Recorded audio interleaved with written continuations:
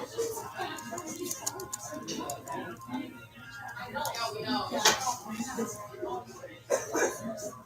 see.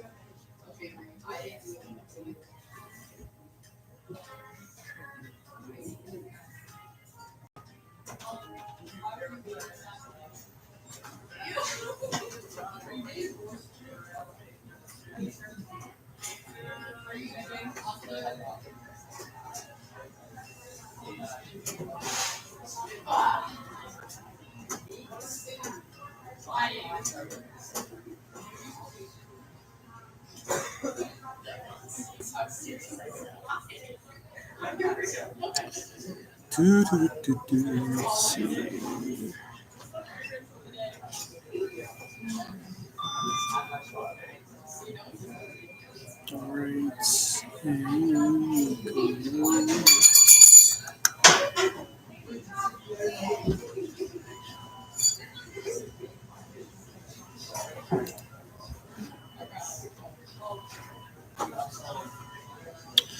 All right.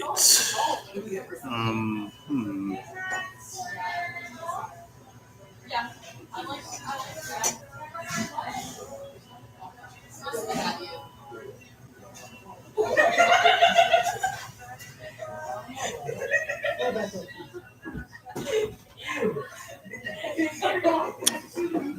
Some people to join me here.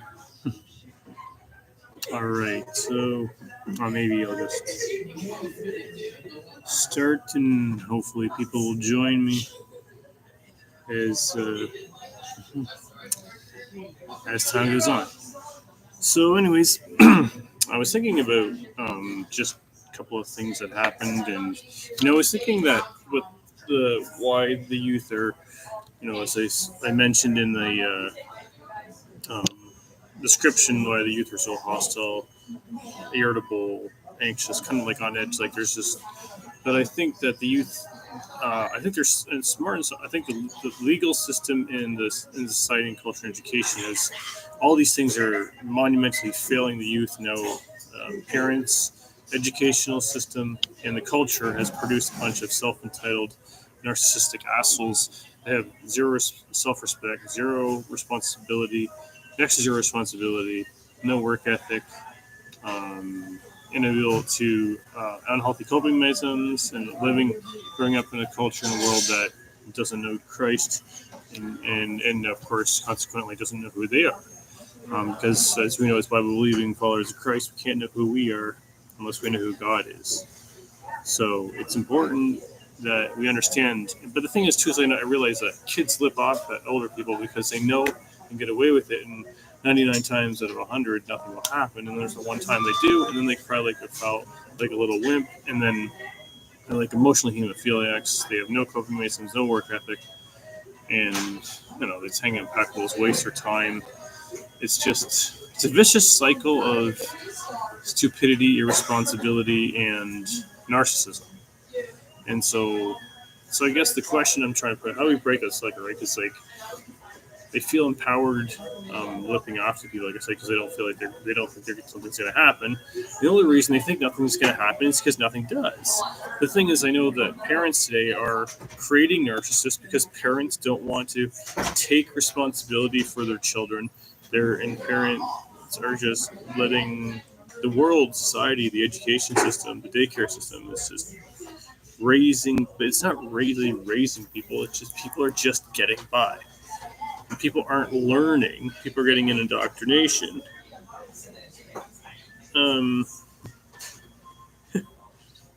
So it's important that we understand the cultural landscape of which these. I mean, I would not want for life me to grow up in this culture of, that I grew up in the 80s and 90s and grade school, high school, and it's just a much simpler time. And I think obviously technology has played a part in this too, where these kids can't, there's like maybe about a dozen, about 20, 30 feet ahead of me, and they're all together on their phones while they're socializing. Like to me, it's so bizarre. It's one thing to be on your phone if you're like communicating with someone, but to be on your phones while you're in the same place, in the same city, talking to each other, socializing each other, it's so bizarre. So they're socially inept. They don't have healthy coping mechanisms. They don't know how to deal with the slightest pressures of life.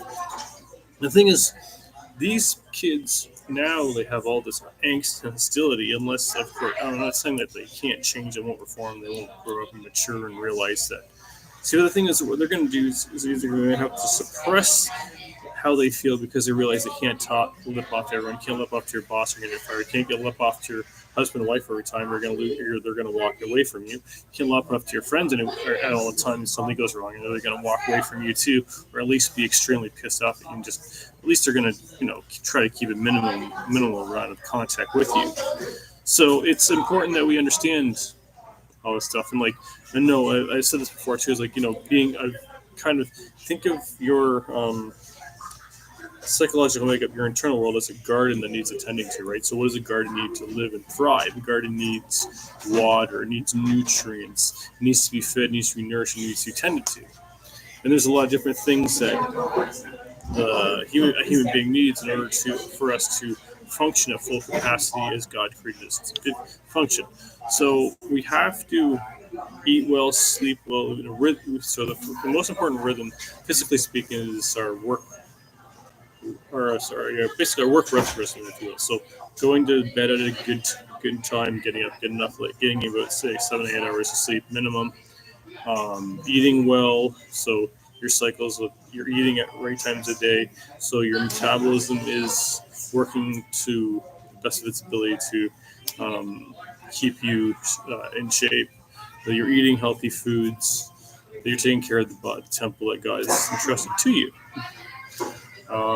And then you need to read the Word, worship, work hard, live sacrificially, love unconditionally, which doesn't mean approval. It means seeking the best of others, which unfortunately in this day and age doesn't seem to translate as what love actually is. And obviously, as we know, this world has a very twisted, corrupt, and perverse idea of what love actually is. And this world is entirely corrupt or accepting with everything until it gets biblical. And if you're Bible believing follower of Jesus, you know full well that what I'm saying is true. And and these kids don't know Jesus.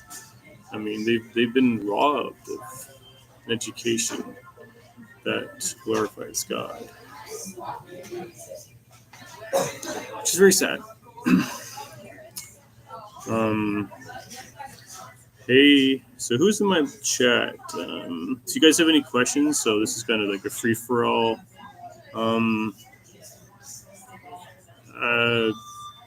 Live show. So if you have any questions, it's what do you call it? AMA? Ask me anything.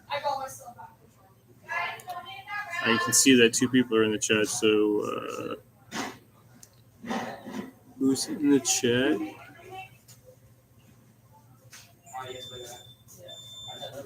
Who's in the chat? I can't see who's here. I can just see that 2 people. Oh, no, 1 person's here.